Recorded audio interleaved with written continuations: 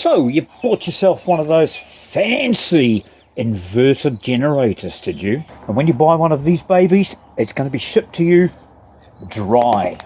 That means there's no oil or fuel in it, and it's your responsibility to make sure that you put some oil in it before you use it.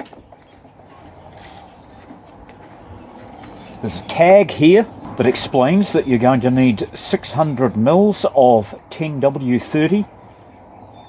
I've already attended to that. This generator is coming up to its 100-hour service. Yep, I've put 10 tanks full of petrol through it. Gasoline, if you're watching this from the United States of America. Now, of course, one of the main concerns of these beautiful, quiet, fully enclosed generators is that it's out of sight, out of mind. People sometimes forget that there's a little bit of maintenance required. So I'm going to be an absolute stickler with my oil changes, because that's about all they need. They have an electronic ignition. Once every 5 years it might get a new spark plug. Periodic inspections of the air filter. They don't have an oil filter, so we don't have to worry about that. But one of the first things that comes to my mind is, if it's in this beautiful soundproof plastic case and you want to do an oil change, how do you get the old oil out? Well, with these inverter cased generators, there's usually three ways. They either have something hidden down the bottom down here, an extension that you put a pipe over, and that pipe will allow you to drain the oil out. The second way is it already has that, and it has a valve on the end. You'll find that coiled up in the bottom if your generator has one. It'll have a bright yellow end on it so that you can't miss it. My generator doesn't have either of those. So what I've got to do is get the oil out of the hole that the oil goes into. So the oil filler point becomes the oil drain point. Now, the first thing I'm going to do is put an old rag underneath here. Push it in so that if I do spill any, it's just going to soak into this instead of attracting dust and muck at a later date. Now, we're not going to need a whole lot of tools. Of course, we're going to need the appropriate oil, the 10W30. We're going to need something to put it in with. And we're going to need something to get the old oil out with. I've hacked this old 2-litre container, and what I'm going to do with that is use it as a scoop to pour the oil into here. Of course, the generator is going to have to be tipped, but there's nothing difficult about this. We just wedge that in there.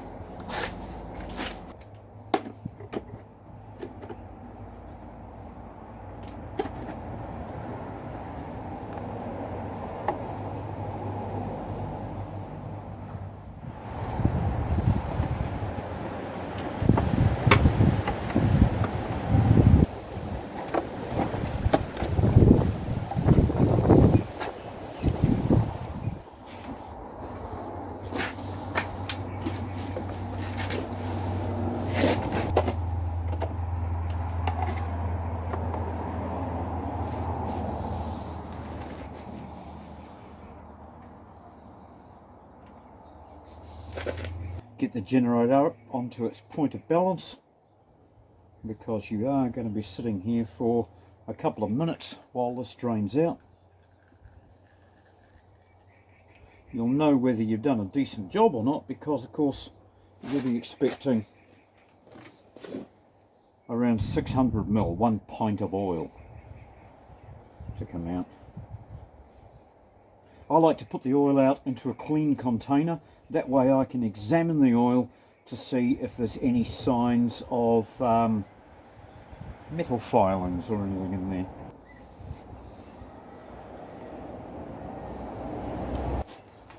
Meanwhile, we're ready to put in another 600 ml of the good stuff.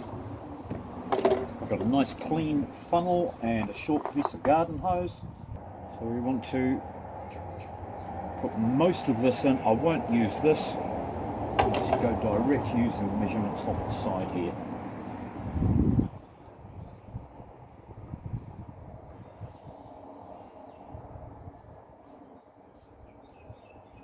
Now the great thing about most of these Honda clone 4-stroke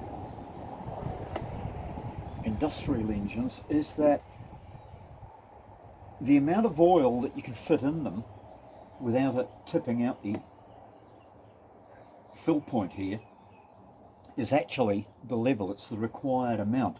So I'm going to fill this right up until it's just about coming out.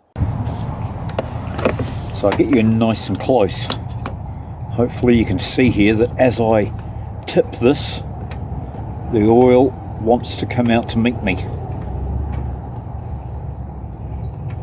There you go. That is the oil level on a Honda clone generator engine. And now a word from our sponsor. Not really, it's me, you know, Stu. I'm the one who pays for everything and does everything around here, so I'd just like to ask you to do the YouTube thing. Like, share and subscribe, because this channel needs the exposure. If you want to keep seeing these useful hacks and tips and money-saving ideas, share the love. And I look forward to knowing that you're there when I make the next video in 1 week's time, which is a very, very exciting project that I've been working on for the last 4 weeks.